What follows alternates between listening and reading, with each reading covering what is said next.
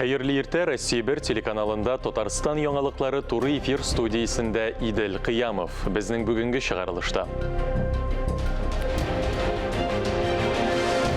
Спорт белән шөгыльләнүчеләргә уңайлыклар. Республикада тагын берничә спорт мәйданчыгы ачылды.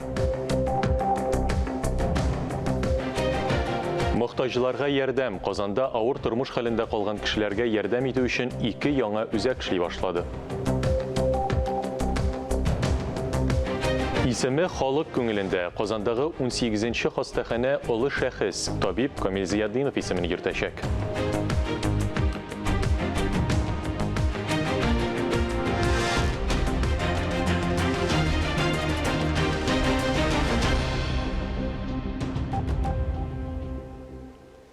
Татарстан президенты Рөстәм Миңнеханов Лаеш районында булды. Усады авылында быел августта ачылган балалар бакчасын карады. 260 балага исәпләнгән бакча заманча җиһазландырылган. Үзәк район хастаханәсе медицина хезмәткәрләре белән очрашуда Рөстәм Миңнеханов хезмәт шартлары, саклагыч костюмнары булуы, федераль түләүләрнең ничек бирелүе белән кызыксынды. Татсехмедфарм дәүләт даруханә пунктында президентка волонтерлар ярдәмендә коронавирус белән авыручыларны дарулар белән тәэмин итүне оештыру турында сөйләделәр. Татарстан президенты Советлар Союзы геройы Борис Кузнецов исемендәге 2-нче номерлы мәктәптә булды. Аны кече сыйныф укучыларын бушлай кайнар ашлар белән тәэмин итү проектының ничек тормышка ашырылуы белән таныштырдылар. Мәктәп менюсыннан ризыклар ассортиментын күрсәттеләр. Рөстәм Миңнеханов республиканың 5 районында видео элемтә режимында тантаналы рәвештә 5 спорт объектын ачты. Шуларның берсе Лаешта. Республиканың спорт картасында яңа объект Лаеш арена барлыкка килде. Ул райондагы беренче ябык боз сарае. Яшь спортчыларга осталыкларын ныгыту өчен барлык шартлар да бар. Районда моңа кадәр 17 хоккей мәйданчыгы бар иде, ә монысы күнегүләр уздыру өчен бик уңайлы. Элеккеге мәйданнар белән чагыштырсаң, 1 сәгать бозы җыштыра, ярты сәгать уйный идек. Хәзер җайлы. Арена күнегүләр уздыруга исәпләнгән. Тамашачылар трибунасыннан башка гына. Ачылу хөрмәтенә беренче булып безне фигуралы шоучылар сынады. Ачылышта Татарстан президенты Рөстәм Миңнеханов катнашты. Ул туры элемтә режимында республиканың тагын 4 районында спорт объектларын ачты. Россия хоккей федерациясе президенты Владислав Третьяк Татарстанның күнегүләр уздыру мөмкинлекләрен онлайн бәяләде. В этом году мы просто побили все рекорды сказательной инфраструктуры. У нас появилось еще 3 ледовых арены. Быел без инфраструктура зелеше буенча барлык рекордларны да уздык. Иш бассейн, спорт заллары, футбол манежлары ачтык. Лаеш арена республикадагы 49-нчы хоккей стадионы. Мондый сан белән илнең бер генә төбәге дә мактана алмый. Биредә җирле спорт мәктәпләрендә тәрбияләнүчеләр шөгыльләнә. С района будет еще очень много чемпионов. Районда киләчәктә чемпионнар үсеп чыгар. Балаларга үзләрен күрсәтү мөмкинлеге барлыкка килде. Бозда беренче булып Лаеш районы һәм Акбарс ветераннары хоккей командалары уйнады. Ул Казан командасы файдасына 10-1 исәбе белән тәмамланды. Фарис Мөхәммәтов, Вадим Струминский, Илдар Галәүддинов, Татарстан яңалыклары, Лаеш районы. Балык бистәсендә дә өсте ябылы шугалак ачылды. Биредә хоккей уйнарга фигуралы шоу белән шөгыльләнергә тимер аякта шуарга мөмкин. Боз аренасын ачуда Татарстан дәүләт советы рәисе Фәрит Мөхәммәтшин катнашты. Видео элемтә буенча ачылышка республика президенты Рөстәм Миңнеханов та кушылды. Районда социаль әһәмияткә ия булган тагын 2 объект ачылды. Җирле хастаханә төзекләндерелгән, кирәкле медицина җайланмалары белән җиһазландырылган. Дәүләт советы рәисе медицина хезмәткәрләре өчен уңайлы шартларның мөһимлеген билгеләп Авыл хуҗалыгы техникумында да ремонт тәмамланган. Ул цифрлаштыруга йөз тота. Заманча техника җиһазлар алынган. Һөнәр осталары конкурсында цифрлы игенчелек номинациясендә техникум укучысы гидравлика юнәлешендә иң яхшы нәтиҗә күрсәткән. Балык бистәсендә яшәүчеләр белән очрашу ахырында Фәрит Мөхәммәтшин районның перспективалы үсешенә өмет белдерде. 6-нчы чакырылыш Татарстан Дәүләт Советының 18-нче утырышы 23 декабрьдә була. Дәүләт Советы президиумы якынча көн тәртибен билгеләде. Анда 23 мәсьәлә кертелгән. Шуларның 6-сы республика закон проектлары. Депутатлар оешмалар мөлкәтенә салым турында, Татарстанда җирле үзидарә турында, Татарстанда күп фатирлы йортларда гомуми мөлкәткә капиталь ремонт ясауны оештыру турында һәм Татарстанда кече һәм урта эшкуарлыкны үстерү турында законнарына үзгәрешләр кертүгә бәйле 4 закон закон проектын беренче укылышта карый. Татарстанда айрым закон актларына үзгәрешләр кертү турындагы закон, шулай ук дәүләт граждан хезмәте турындагы законга үзгәрешләр кертү турындагы закон проекты икенче укылышта тикшереләчәк. Октанышта Башкортстандагы татар оешмалары җитәкчеләре белән очрашу узды. Милләт җыенында кабул ителгән татарлар гамәл стратегиясе һәм аны тормышка ашыру юллары турында фикер алыштылар. Бу җәһәттән Октаныш районы тәҗрибәсе үрнәк итеп китерелде. Татарстан премьер-министры урынбасары, Бөтен дөнья татар конгрессының милли шура рәисе Васил Шайхразиев әлеге стратегияның милләт язмышындагы әһәмиятен бәяләде. Татар оешмалары җитәкчеләренең шушы документка таянып эшчәнлек алып бару мөһимлеген билгеләп үтте. Шуңа күрә Актаныш җирендә хәзер монда Уфага хәтле 200 километр дип әйтергә була, Казанга хәтле 400 километр, ләкин бу Татарстанның иң матур җирләренең берсе. Кояш та бит Татарстанда Актаныш җиреннән чыга башлый. Башкортстаннан килгән кардәшләребез Октаныштагы милли мөхит белән таныштылар. Дәүләт статусында яшәүче күп еллык тарихы булган Агыйдел җыр һәм бию ансамбленең сөн буе татарлары хореографик композициясен карадылар. Октаныштагы әсәрле балалар өчен гуманитар гимназия интернатында булып, уку йорты эшчәнлеге белән якыннан таныштылар. Үзебезнең татарлыгыбызны саклап, милләтебезне саклап, татар дөньясына без шәхесләр биргә тиеш дигән максат куеп эшләйбез. Бу көндә безнең республикада бердәнбер республика значение гуманитар гимназия эшләп килә. Актаныш гуманитар гимназиясында 70 бала белем ала. Анда инде безнең Россиянең төрле регионнарыннан балалар белем алалар. Оренбургтан, Башкортстаннан бик күп балалар укый безнең Самара, Магнитогорск, республиканың башка районнан белем алалар, тайсалар бик сәләтле балалар инде бу көндә ул мәктәпнең миссиясе татар дөньясына олы шәхесләр бирү, тәрбияләү, үстерү, белем бирү. Бөтен дөнья татар конгрессы башкарма комитеты җитәкчесе Данис Шакиров Татарстаннан читтә яшәүче татар балаларын гимназиядә укыту, бүләк лагерында җәйге юлларын оештыру мөмкинлекләре турында сөйләде. Октаныштагы милли мөхитне кунаклар югары бәяләде. Чынлап та эшләгән җирдә милли нәрсәләр булдырып була икән. Октанышлыларның каршы алулары, аларның бөтен җирдә матур иттереп татарча сөйләшүләре, менә әле гимназиягә килеп кердек, укучыларның матур иттереп исәнмесез дип торулары, һәрберсенең үз постында җавап бирергә әзер торулары безне сокландырды. Башкортстаныбызга күрше генә булган җирдә шул тиклем искиткеч матур алга китеш күрдем мин. Чөнки мин үзем чыгышым буенча Краснокама районыннан Актанышның утларына карый-карыгына үскән кеше. Шуңа күрә шушында, шушы җирлектәге матур үзгәрешләрне күреп бик нык сокландым. Бигрәк тә менә шушы тәрбияләргә, телебезне үстерүгә нигезләнгән менә шушы эшләр искиткеч матур тәэсир калдыра. Кунаклар гимназиядәге легендар җырчы Әлфия Авзава музеенда яратып карадылар. Фарис Мөхәммәтов, Ләйсән Газизов, Татарстан яңалыклары, Октаныш районы мәгълүмат үзәге. Казанда авыр тормыш хәлендә калган кешеләргә ярдәм итү өчен 2 яңа үзәк ачылды. Алар Республика мөселманнары дини нәзарәте, социаль тернәкләндерү һәм адаптация үзәге коммерцияле булмаган автоном оешмасы инициативасы белән гамәлгә куелды. Мохтаҗларына кайнар аш, кием салым белән тәэмин итү буенча пунктлар Симонов урамы 3-нче йортта, Рәхмәтулла мәчете территориясендә, шулай ук Авангард урамы 58-нче йорт каршында булачак мәчет урынында эшли башлады. Киләчәктә Дәрвишләр бистәсендә дә шундый пунктны ачу күздә тотыла. Кайнар аш бер тапкыр кулланыла торган савыт-сабада караучысыз калган өлкәннәргә, инвалидларга, авыр хәлдә калган аз кремле һәм күп балалы гаиләләргә, йортсыз, җирсезләргә таратыла. Мохтаҗларга булышырга теләүчеләр өчен экранда күрсәтелгән банк картасы номерына акча күчерергә мөмкин. Хәләл кафе-ресторан тотучылар приютны хәләл ризыклар белән тәэмин итә ала. Вахитов һәм Идел буе районнары имам мөхтәсибе белән элемтәгә керү өчен телефон номеры экранда күрсәтелгән. Диния нәзаратының Зәккат хәйрия фонды да янәдән мохтаҗлар өчен ачык һавада хәйрия ашлары оештыруны башлап җибәрде. Бушлай кайнар ризык һәр изге җомга көнендә сәгать 11 яртыда гадәттәгечә Казанның Борһан Шаһиди урамындагы скверда таратыла. Зәккат хәйрия фонды волонтерларны әлеге акцияны оештыруда ярдәм итәргә чакыра. Теләге булган һәркем бу изге эштә катнаша ала. Телефон экранда күрсәтелгән. Фонд шулай ук һәр атнаны 50-гә якын мохтаҗны азык-төлек җыелмалары белән тәэмин итә. Азык-төлек җыелмасы оннан, ярмадан, көнбагыш маеннан, консервадан, тәм-томнан, шикәр комыннан, токмачтан һәм чәйдән тора. Зәккат хәйрия фондында бушлай кием салымда таратыла. Айзилә Батырханова, Татарстан яңалыклары. Казанның Ирек мәйданында Ленин һәйкәле кабат урынына торгызылды. Дөнья пролетариаты юлбашчысына куелган һәйкәл озак вакытлар начар хәлдә реставрацияләргә кирәк иде.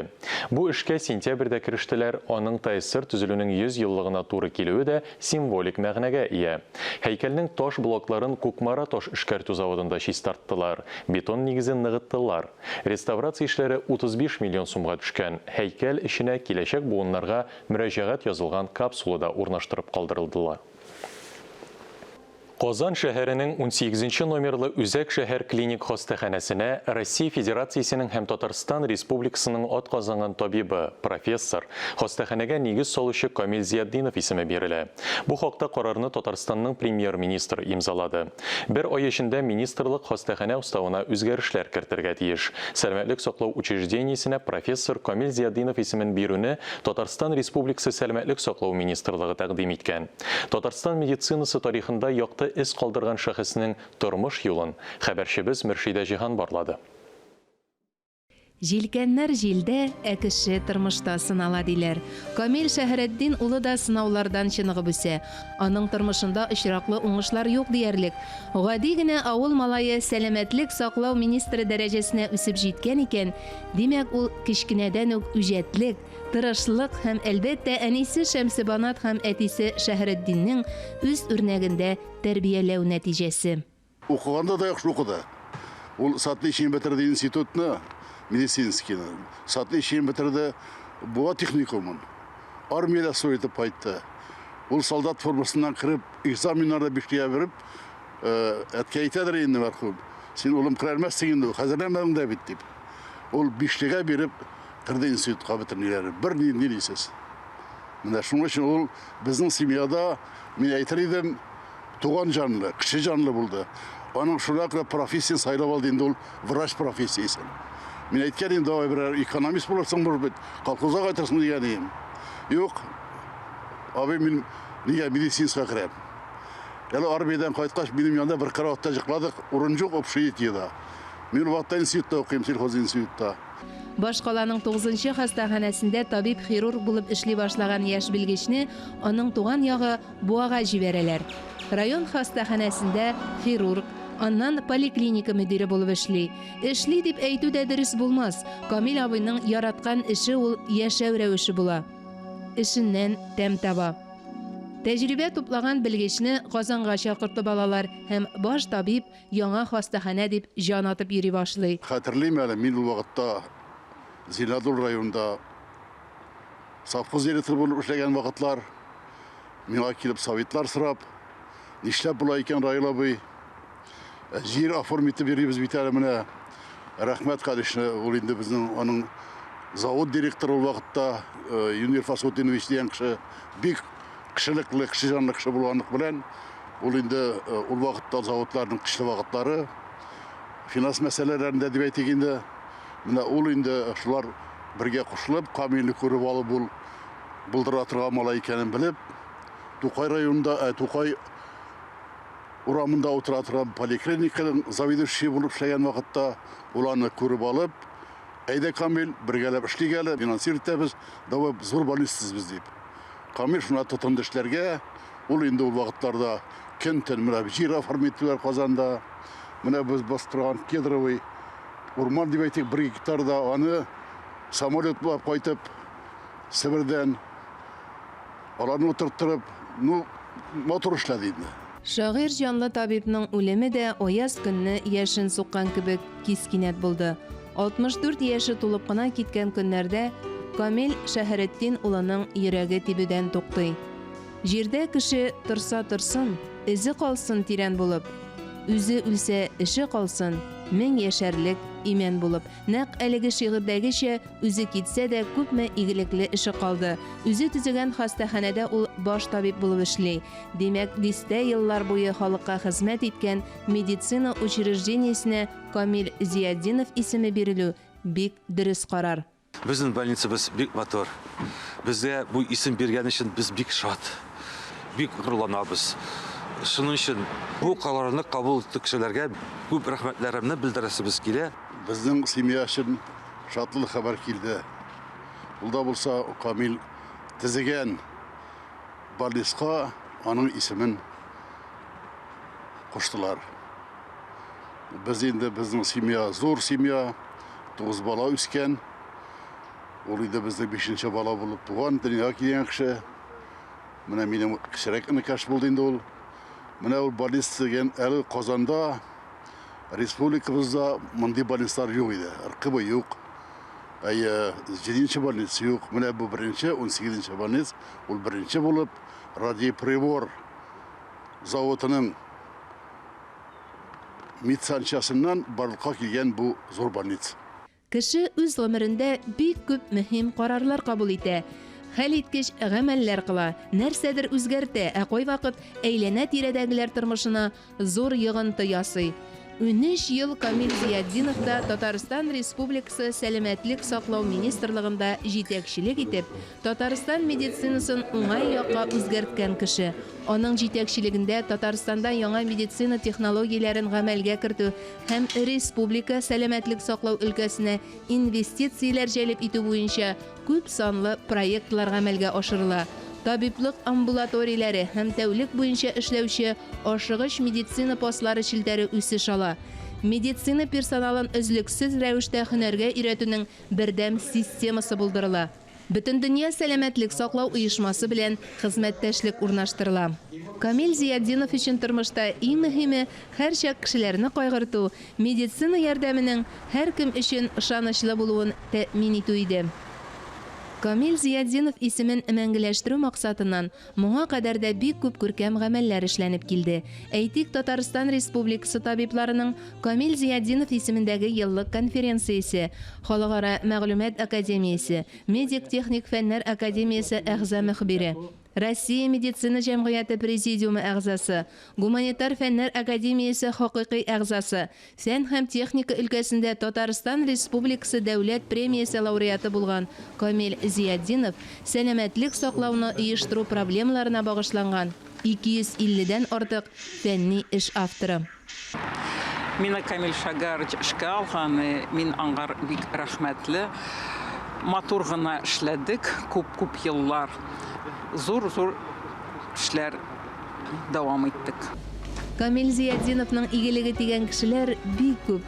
Ул җитдилек таләп иткән җитәкче вазифаларында эшләсә дә, күңеле белән сабый бала кебек ихлас, гади иде. Һәр вакыт туган районына ярдәм итеп яшәде. Буа якташлык җәмгыятен оештыруда да башлап йөрүчеләрнең берсе иде ул. Камил Шагарович безнең якташлык җәмгыятен нигезләүче шәхес, нигезләүче кеше. Ул беренче буага кайтып, район җитәкчеләре белән киңәшеп, алар белән бер фикергә килеп, радиоприбор заводының мәдәният йортында без беренче тапкыр җыелдык. Ул собраниене ул алып барды һәм шунда без беренче тапкыр үзебезнең оешмабызны бергә җыйдык дип әйтик инде. Шунда тудык без, как оешма буларак. Ул бик киң күңелле, бик шәфкатьле кеше иде. Менә безнең эшебезнең бер юнәлеше, төп юнәлешләрнең берсе игәнәчелек булса, беренче рәттә, беренче сафта игәнәче Камил Шагарович иде. Без инде күмәк акча җыеп, бүләкләр алып, картлар йортына, ятимнәр йортына кайтадырык. Ул шуның өстенә тагы үзе шәхсән алып кайтадыр, бигрәк тә ятим балаларга спорт инвентарь алып биргәндә, киемнәр алып биргәндә, менә ул ничектер киң күңелле кеше иде. Буа шәһәрендәге Арктика боз сарае аның булышлыгы белән төзелгән. Биредә ел сайын Буа якташлык җәмгыяте Камил Зияддинов истәлегенә багышланган хоккей турнирлары оештыра. Буада аның исеме белән урам аталды бит инде. Шуның өчен менә безнең семья, безнең калган туганнарыбыз бар да шат бүген, рәхмәтле. Казан дәүләт медицина академиясе ректоры итеп сайлангач та тулай торак һәм административ корпус капиталь төзекләндерелә. Академияне мәгълүматлаштыру юнәлешендә дә бик күп эш башкарыла. Якташлары горурлана затлы Зияддиновлар нәселендә үскән берсеннән-берсе туган җанлы шәхесләр белән.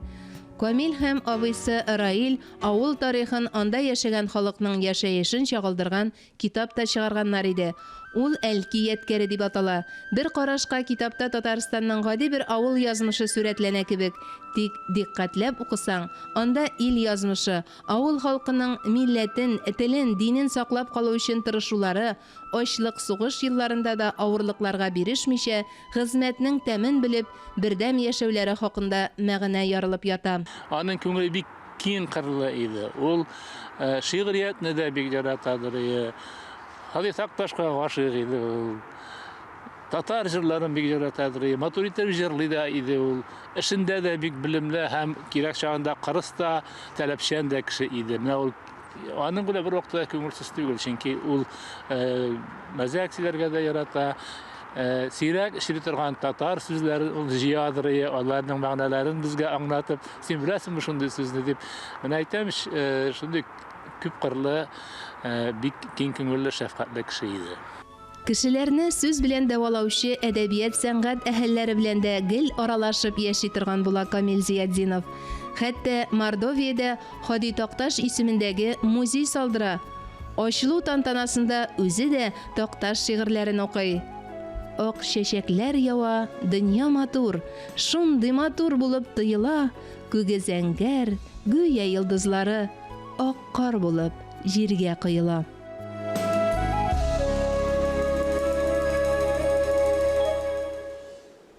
Әлеге сәгатькә шундый яңалыклар иде. Мин Идел Кыямов. Бүгенгә сезнең белән сау булашам. Исән-имин, сау-сәламәт булыгыз.